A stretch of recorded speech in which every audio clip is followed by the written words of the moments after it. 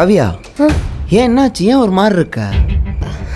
இல்லை அது வந்து ஏய், நீ ஒரு மாதிரி கதை பார்த்தா இவனை ஏன்டா அவசரப்பட்டு கல்யாணம் பண்ணு வந்தானே நினைக்கிற? அதெல்லாம் ஒன்றும் இல்லைடா. அப்புறம் என்ன? நம்ம வீட்டுக்குள்ளே வரும்போது ஆர்த்தி எடுக்கிறது கூட யாருமே இல்லைல்ல. அதானா? நல்ல வேலை யாரும் இல்லை.